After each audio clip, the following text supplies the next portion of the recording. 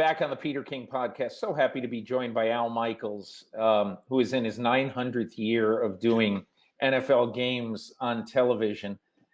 And Al, we're going to talk about this at some point, but in a very company man-ish kind of way, I will say that you're 75 years old.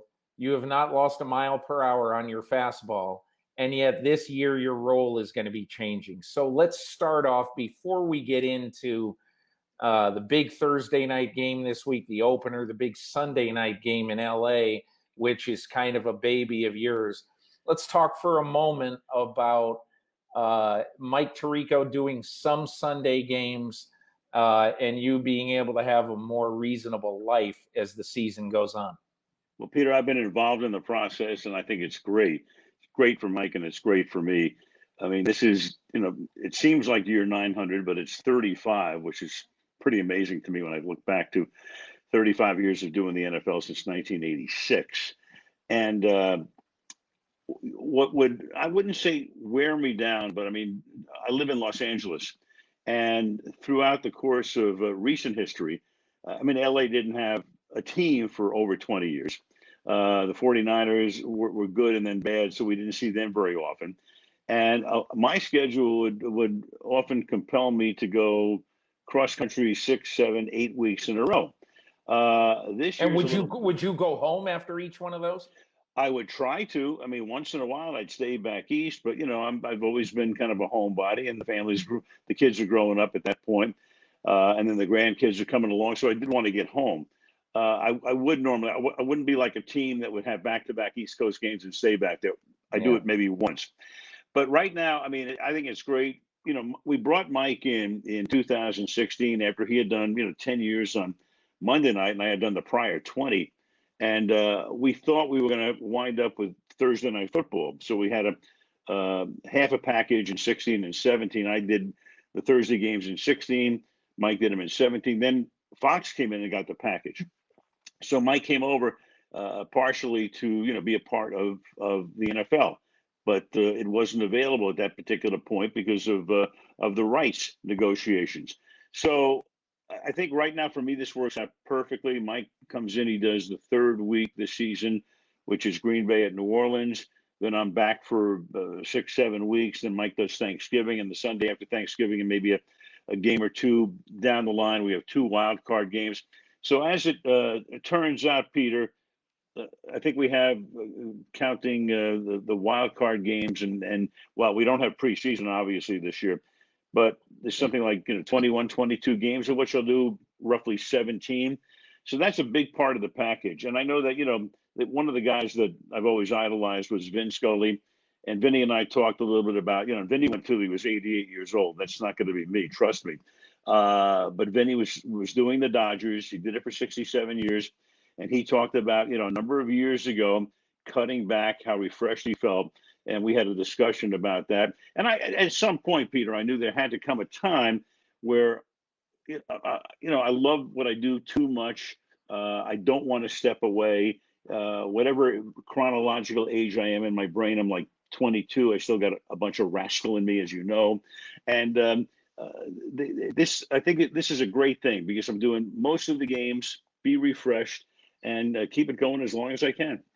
You know what is kind of interesting about your world, and you mentioned Vin Scully, and I always found it very interesting that you could listen to a Dodger game or watch a Dodger game that he was doing when he was 83, 84, 85 years old, and you say to yourself, how in the world can he still, it's one thing sounding good, but still being good.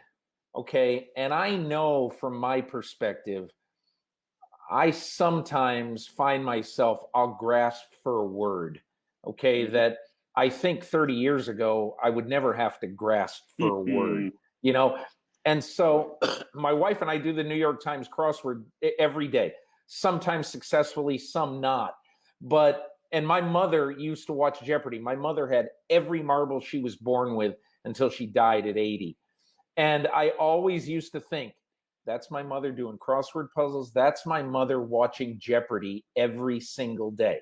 So What do you attribute your acuity to at the age of 75 that makes you sound like you're 53? Well, I'd like to say it's brain food, but I think, Peter, I've never had a vegetable in my life. So Yeah, maybe yeah. that has something to do with it. I mean, I've been a meat and potatoes guy, and I like fish and chicken and fruit and all of that, but I've never had a vegetable.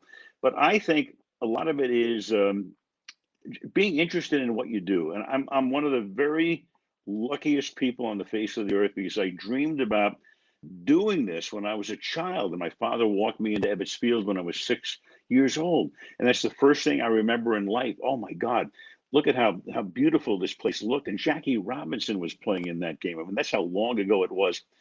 And I remember thinking, oh man, I want to be here every day. So I got a job that took me there every day eventually.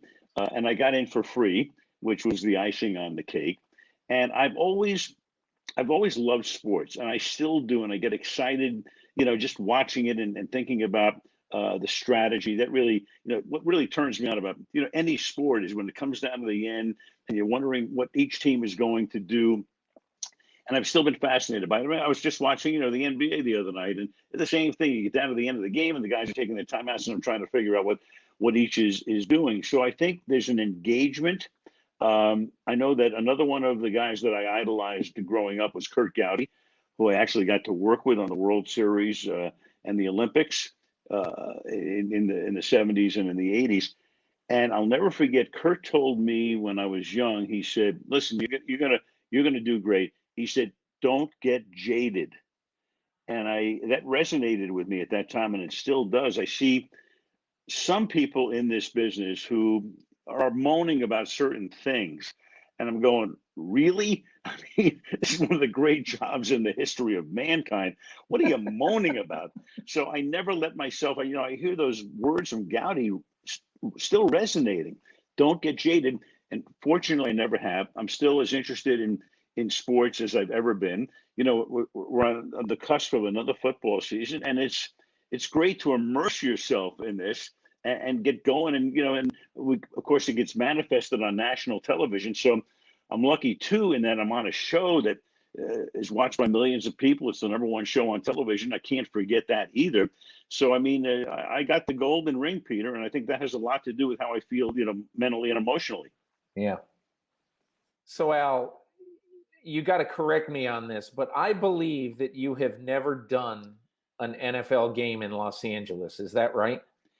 I've never done an NFL game. Well, in the city of Los Angeles, I didn't do one until the Rams came back, and we did a playoff game in the Coliseum against Atlanta a couple of years ago. Right. And then last year, but I went through a. How many years then without doing a game in LA? Well, it from when I started in '86, and the Rams and the Raiders were both in town, but Right. the Raiders didn't sell out. So in those years, you had the blackout. So the Monday night football schedule never had the Raiders in a home game because it would have had a blackout in Los Angeles. Yeah. Now the Rams were here. I did do the Rams on a number of occasions in Anaheim Stadium. So that was not within the city confines of Los Angeles. Yeah. So it was until 2017 or 18 that I went all of those years without doing a game in my hometown. But here we are, and get to open up a great stadium on Sunday night. So when you do this game at SoFi Stadium, how many miles from your house? It will be about 9. Okay. And I'll be staying at the hotel with the boys and girls the night before. So that's about 11 miles, Peter. Yeah. So, if I want to drive, that's 60 cents a mile. So it's about $6.60. Yeah. So I'm curious. A long time ago, 4, 5, 6 years ago, you were the first one who said, watch out for 2 teams in Los Angeles, not just one. What did you know, and how did you know it? I knew the league wanted to get back to LA. It's the #2 market in the country behind New York. So clearly, there was an emphasis on bringing Los Angeles back into the fold. Now, LA almost got back in at the turn of the century in 2000 when they were going to expand, and Houston wound up getting the team. LA didn't have a facility. So the whole thing with Los Angeles became, where are they going to play? The Coliseum, a lot of history, but it's a bit of a relic. The Rose Bowl, a lot of history, but that's a bit of a relic. It's not, neither is a modern stadium. So there were talks along the way about, who's going to build what and when. And then along came Stan Kroenke, to, of course, the displeasure and disgust probably of the people in St. Louis because he took the team out of there. But Stan came up with the plan to build a stadium. And he had the resources to build the stadium. And now you're going to see that stadium on Sunday Night Football. So that made a gigantic difference. And then I think you and I talked about this a number of years ago when I said two teams could come here. One of the reasons I said that was that you look at the demographics, you look at the population. So in Southern California, California has 40 million people, and I'd say 2/3 of those live in the southern half of the state. So that's the base from which you can basically draw, and Greater Los Angeles probably has 15 million. I looked at that, and then you and I talked about the fact that in 1958, before the NFL was the NFL, before football was remotely as popular as it is right now, when baseball was far more popular, when there were only 12 teams in the National Football League and television, was black and white, basically. And the first time I went to the Coliseum, after we moved to Los Angeles, the Rams played the Bears and the crowd was 100,470. The year before they played the 49ers, they had over 102,000. That year, again, with the Bears game, they drew 100,202 against the Baltimore Colts in December. SC and UCLA drawing like crazy. So there are football fans in Los Angeles. I mean, if that happens 60 years ago, you can't tell me, with the population having exploded by 40 to 50%, with an economy that is bigger than most countries, just the state of California alone. You build a new stadium, you build a beautiful new stadium. I mean, look, Charlotte and Nashville are minuscule in terms of population next to Los Angeles. They're able to do pretty well. So I had no doubt that if you build a stadium, it's like the Field of Dreams, they will come, and they will come. This is very different, of course, this time around. You got this $5 billion stadium and no fans. Who could have ever predicted that? But down the line, this stadium, I think, is a great gift to the city of LA. This stadium now because obviously Stan Kroenke well, and you followed the construction of the stadium. I wonder, when people see this stadium, what's going to be impressive to them? What will hit them about this stadium? I think when you walk in, and I did the other day, I went to the Rams scrimmage on a week ago Saturday, and the lines are just beautiful. It looks royal, regal. I don't want it to sound like this is a museum. It has the look to a degree of Dallas, and Jerry Jones, as you know, is very instrumental in helping to forward this process. And he and Stan have, I'm sure, talked a lot about certain things that needed to be done. So, I mean, AT&T Stadium in Dallas is still an amazing facility, and this is an incredible facility. And I think the things that could have been embellished, 11 or 12 years ago, but were not available through construction or other means, are now put into this stadium. They have an Oculus board that is unbelievable. At AT&T, the board is very high. If you're sitting in the upper deck, it's great. It's right in front of you. If you're sitting low, you're kind of craning your neck to see it, as is the case in Atlanta, where they have the rim around the top. This one is almost directly across from you, and it's two-sided. So if you're sitting like in the lower bowl, you can look at one side of the screen, but the people upstairs can look at the other side of the screen. So it goes both ways. The colors are gorgeous. The stadium is open on the ends. The air flows in. It's open when you walk in. They had to build it because of the airport proximity. They could only go, I think, 190 feet above the ground. So the stadium itself is about 280 feet from bottom to top. So what did they have to do? They had to dig a hole 100 feet down. That's a 10-story building. And that's why I think they were behind schedule, because it rained that first winter, and it took them a little extra time to get the stadium built. But I think it feels big time, is all I can say.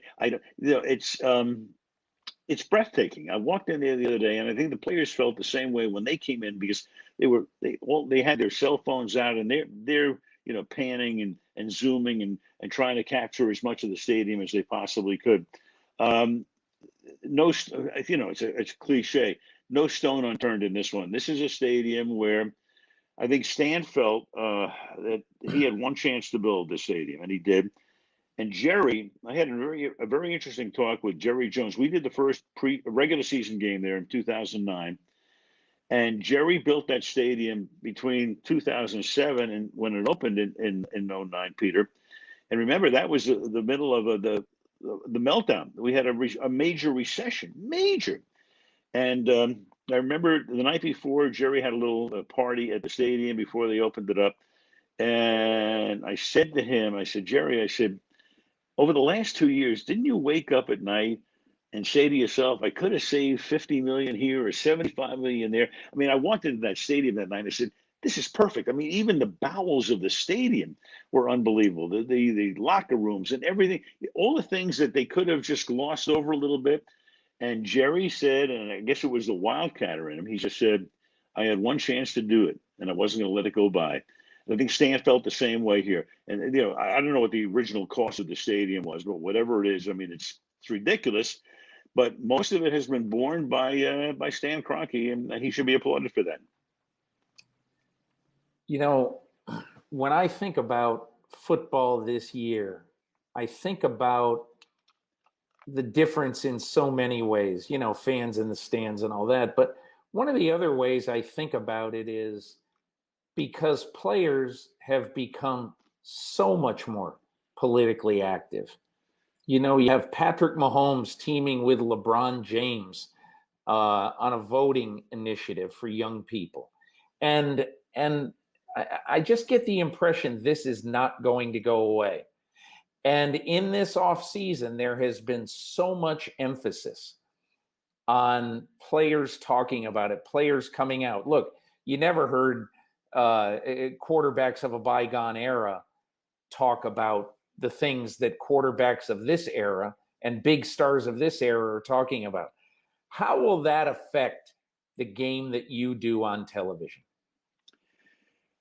Look, obviously this is a gigantic issue, and something that really needed, obviously, to come to the forefront. How it manifests itself, I don't know, with the kneeling or not kneeling during the anthem and certain other things that may take place. I do know that to deal with this is, I don't want to say long form, but longer form than inside the game. So inside the game, and we're in a visual medium, so we don't need to over-explain certain things. And if you have a pregame show or a halftime where you do have more room to explore and expound upon these things, that's one thing. But inside the game, I mean, one of the fears that every broadcaster lives with, Peter, is the fact that let's start something, and now you've got a flea flicker and a 40-yard touchdown pass and a penalty. Where do you go? You've started something, you're in the middle of it. What do you do with it? How do you come back into it? So there are certain things that will happen. We just kind of have to play this on the fly, see what happens. We will address and discuss as the news dictates, and it has to be allowed within the flow of the game, because otherwise so much of the audience will go, would you shut up? I want to see what's going on here. Right. So you have to be more than careful. You got to understand where you are inside the framework of the game. And there are certain things, sure, we'd love to be able to expound upon, but you've got to find the room to do that. And that's why, we can't be Real Sports on HBO or a show like that where you can take 10 minutes and discuss these things. We're inside the game. And you can't, you can't get it down to 8 seconds. You just can't, or you're going to fall off the tightrope. Yeah, it's interesting. Probably, I think I've had 20 columns, Football Morning in America, since the pandemic started. And I have been trying to find the right balance between writing about the pandemic, the weird draft, the weird free agency, social and racial issues, all of that stuff. And I find myself thinking about it so much. And then during the course of whatever week I'm writing, I just really try to reflect what's going on in the NFL, what people are talking about around the NFL, what is happening around the NFL, to the point that here it is right before the start of the season. And quite honestly, I haven't written nearly as much about football, raw football, as you would in a normal year. So I think everybody is going to, I don't want to say struggle with that, but everybody's going to try to figure out what exactly that balance is as we go along through the course of this season. You're right. And it's an ongoing situation. I guess one of the differences, if this would have happened 25 years ago, it would have been very different. I mean, we have the proliferation of social media, which you and I both know sometimes is more like anti-social media. We have incredible polarization in this country. We have people screaming at each other left and right, either orally or, through Twitter or whatever other means they want. That part of it is distressing to me because, I mean, here we are. I mean, what is this thing? We're on the, I don't want to sound philosophical or spiritual. I'm really not. But I mean, we're on the earth for such a short period of time, and here we are beating the hell out of each other. So I know exactly what you're saying, and I think we're all in that same boat of no matter what you do, you're going to upset a segment, and you don't know what it is. But I just feel that in today's world, if you want to be judged by Twitter and you want to go on Twitter and find out what people think, you're out of your mind. I think anybody in the public eye in any way, and Peter, you are, there's no question about it, anybody on television is, and if you're looking for kudos, you're going to the wrong place because they're just going to beat the hell out of you. So you don't do that. And I think you just have to, let your heart and your brain take you where you need to be. And God knows where that is these days, Peter. Yeah. I want to end by actually asking you two questions about football. Wow. I mean, as I sort of look at this season, I'm not sure I ever remember a team that enters a season like the Kansas City Chiefs are in this way. 20 of 22 starters on offense and defense are back. 20 of 21 coaches, obviously, including Andy Reid, is back. And so this is just the definition of continuity in a very, very difficult to retain continuity era of sports. What do you see when you look at the Kansas City Chiefs? Well, I see a team that obviously was great last year. I see a team that seems to have it all together, that's been able to sign the key guys, that, signs Mahomes to a $500 million deal, whatever it is, that Sammy Watkins is going to take a little less money to play there because he wants to be part of what they have going there. But, Peter, you've been around the league a long time, and you know as well as I do, they're the Super Bowl champions. But boy, when you're down 24-0 in a divisional game, you don't look like you're going to be the Super Bowl champions. When Patrick Mahomes goes down and has to be helped off the field in Denver in the middle of the season, you don't look like the Super Bowl champions. When you fall behind in the Super Bowl, you don't look like the Super Bowl champions. You're down by 10 with 8 minutes to go. You're down by 10. You're down in every. I mean, they were it's a cliche, the comeback kids. So think of how close they were to not being the Super Bowl champions. If the Texans don't run a fake punt from deep in their own territory and get stopped and turn all the momentum in that game the other way, and then Kansas City has the lead by halftime, we're not having this discussion right now. So, but this is why I think we love sports and why I love the NFL, because you can say, you know what? Look, they are the champs, but look at all the things that had to happen. Yeah. Now you're asking it to happen again. Maybe. I don't know. They do seem, every year I think we look at a team that has success, that's able to keep most of the parts together and anoint them as the likely champions. We also look at teams that came on last year strong at the end and maybe added some key parts, and they're going to be the Super Bowl champions. And then there are always the outliers who come out of nowhere and wind up getting into the playoffs and maybe advancing deep into the playoffs. That's why we love it. But who is that? You and I both know Kansas City. Yeah, they look like they've got everything going, but there are 32 teams. It's hard. It's hard. And I think it's been 15 seasons now since anybody's repeated. So there's that. But who is that team, Al? As you look at the landscape, as far as being a cliche, if you were to ask me who's that team, I'd probably say Tampa. And for many more reasons than Tom Brady. But do you have a team that you like that America might go, interesting? Well, I think, Tampa's the first that came to my mind when you broached this subject a couple of seconds ago. Tampa is also maybe one of the most fascinating teams to watch this year, because not only because of Brady, but who they have, and Arians, he's a lot of fun to watch and does a great job, and Gronkowski comes, and now they get Fournette. So, I mean, they've got a lot of good things happening down there, very fascinating things happening in Tampa. I keep looking at Arizona for some reason. I don't, maybe the second year with Murray, and I know they've got Hopkins now, and the running back situation appears to be okay. I really haven't done the forensics on that team because we don't have them on the schedule right now unless we get flexed into them.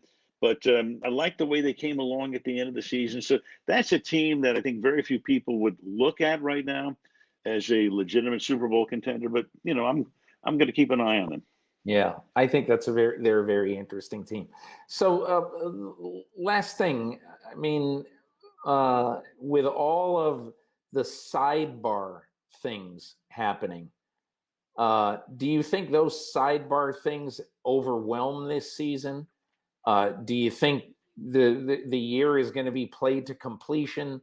Will we get to a point where we are just focused, as we are most years, on football first, second, and third? I don't know. I don't think anybody knows. We're all very hopeful. So far, so good.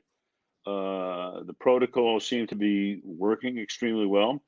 I think a lot of people felt that we wouldn't even get this far, but here we are, and we're on the eve of the season. Everything looks pretty good right now.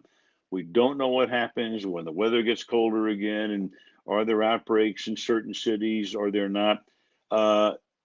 Basketball and hockey have been able to, work their way through it. Obviously, they're in a bubble.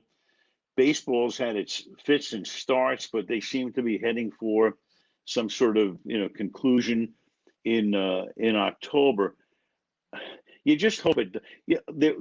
Clearly, there are a ton of sidebars this year. Maybe more so, Peter, than in any other season that we can remember.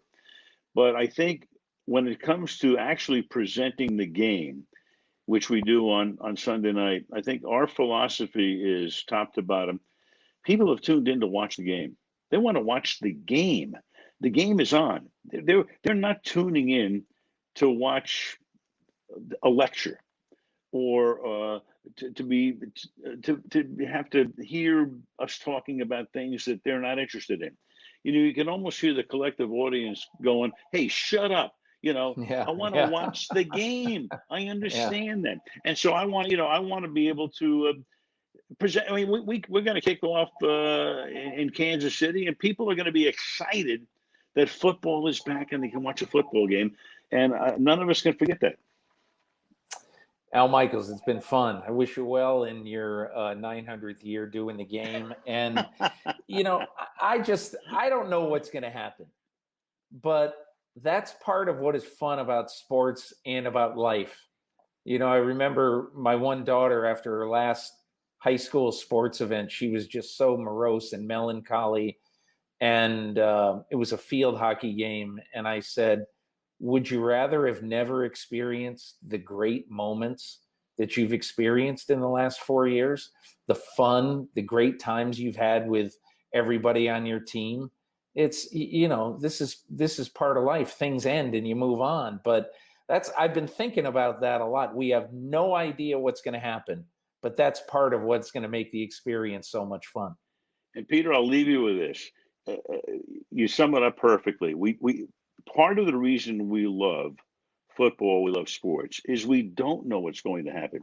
And through the years, I've been a rascal, and I'll throw in the over/under and little asides, and it's kind of become you get to do that. You get to do that legally now. I get to do it now.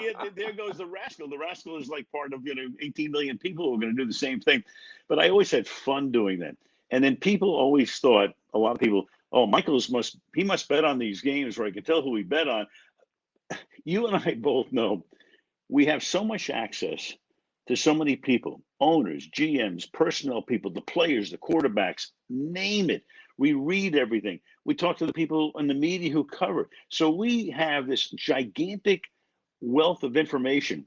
If I had to bet on a game, I'm no better than a guy throwing a dart at the wall. Totally Peter. agree. Yeah. So that's the exciting part of it. And people are always saying to me, "Who do you like this week?" And I go, "I don't know. I throw a dart." "Oh, come on, you have to." I said, "I know, but I don't know." And a lot of times, Chris and I will be driving out to the game, and we're talking about the game. Well, this looks like Team A should win. Well, maybe we don't know, and that's why we love sports. And I go back to when you asked me about, how do I keep this thing up at my age? And part of it is that it's just it's exciting. It's exciting, and sports provides drama, and that keeps you rolling. Al Michaels, thanks a lot for joining me. You bet, Peter. Anytime. Hey, by the way, I didn't ask you this on the thing, but were you? Did you have a certain affection for Tom Seaver? Were you a big Seaver fan? Very, very much. In fact, so when I was doing baseball, I got to know Tom. I was doing the Reds and the Giants, and then in 1976, when I was doing the Giants and I was doing the backup game on Monday Night Baseball, the first year Monday night, we had the National League Championship Series. And it was Philadelphia against Cincinnati. The Reds wound up winning it in 3 and going on to win the World Series. And they brought in Seaver as an analyst. Wow. So Tom and I, you'll never guess, the third guy was Warner Wolf. Oh my gosh. Warner Amazing. Wolf, because he was on the original A team that year baseball, and then Bob Prince got fired and they were all over the place. And so Wolf comes with me. And what had happened was Ben Bradley, the editor of the Washington Post, had told Roone Arledge, "Hey, there's a kid down here doing sports on television. He's the next Howard Cosell." So Arledge hires what he thinks is the next Howard Cosell, which hardly turned out to be the case. So Wolf and Seaver and I are doing this. And the Mets did not have a good year that year. Tom was with the Mets at that point. And Wolf, at one point during the game, this is the big red machine. It's Rose, it's Bench, it's Morgan, it's Perez, it's the Concepcion, it's the senior Griffey, Geronimo, the whole 9 yards. Great team, as you remember very well. And during one of the games, Wolf says to Seaver on the air, "Tom, how'd you like to pitch with this lineup behind you?" Right? And so Seaver didn't want to go there. What are we talking about at that point? But sure enough, the next season, Tom gets traded to Cincinnati. That is outstanding. But I loved Seaver. And I remember in 73 in the playoffs, so the Reds won like 102 games. The Mets won 82 games and won the division. And in those years, best of 5. So the first 2 games were in Cincinnati, and the next 3 are going to be in New York. And that's the Bud Harrelson, Pete Rose fight in Game 3. So in game 1 is at Riverfront, Saturday afternoon, and Seaver pitched, and he had a shutout going, like a 2-hit shutout. bottom of the eighth inning, Mets lead 1-0, and Rose hits a home run to tie the game, and then bench homers in the bottom of the ninth to win the game. He gave a. Meanwhile, it was one of the great pitched games I had ever seen, and Seaver winds up losing. And I just loved, mechanically when you watched him, and I mean, he was able to get down so low. His, that right knee was always full of dirt at the end of the game. So his mechanics, but he was, he was a good guy. And it's just a sad ending to go through the last 4 or 5 years of his life with all this nonsense. I was the year after he got traded, I was an intern at the Associated Press in Cincinnati, and my job was to cover the Reds for 2.5 months. So I covered every game all that summer. And what I'll never forget is, I'm a kid. I just graduated from Ohio University.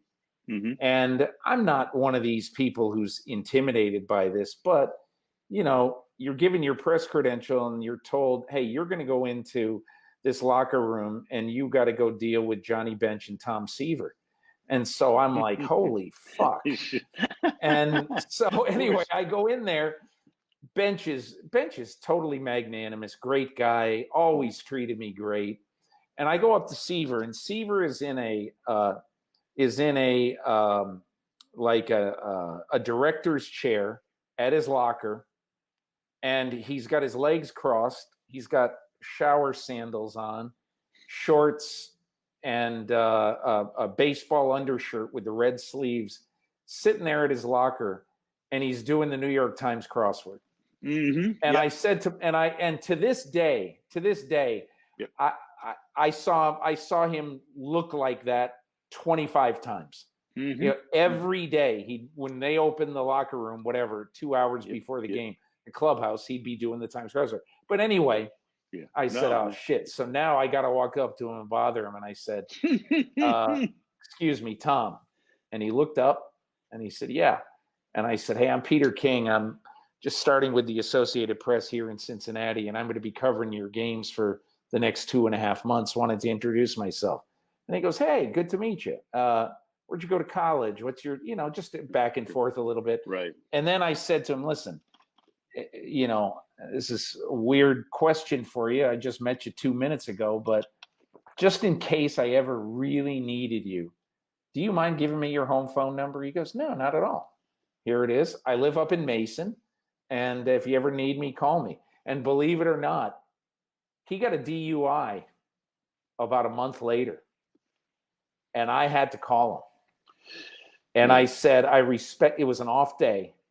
And I said, I'm really sorry to have to do this, but I have to do it. I have to see if you have any comment on the arrest for DUI. And he goes, Peter, I don't.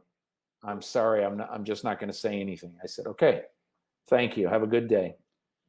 And he always was approachable, talkative, professional. It was not one of those, hey, what do you, not one of those BSing things. Right. But if you had to ask him a question, he was fine. And I always said to myself, I cannot imagine what the hell this guy ever did to Dick Young to make Dick Young hate his guts so passionately. How do you hate Tom Seaver? It was bizarre. Well, I mean, Dick Young hated a few people. Yeah, I mean, yeah. Oh, yeah. I mean, he and Howard Cosell, boy, that was the all-time oil and water. He ripped it. But it's so funny. When you mentioned the New York Times crossword puzzle, I remember there was one football player in my years on Monday night who we would meet with them on Sunday, and he always had the New York Sunday Times with him. You want to take a guess? Take a guess. Quarterback. In all those years. Namath? No. Oh, no. Namath had retired by the time. This is in the 90s. Oh, 90s. I don't know who. Steve Young.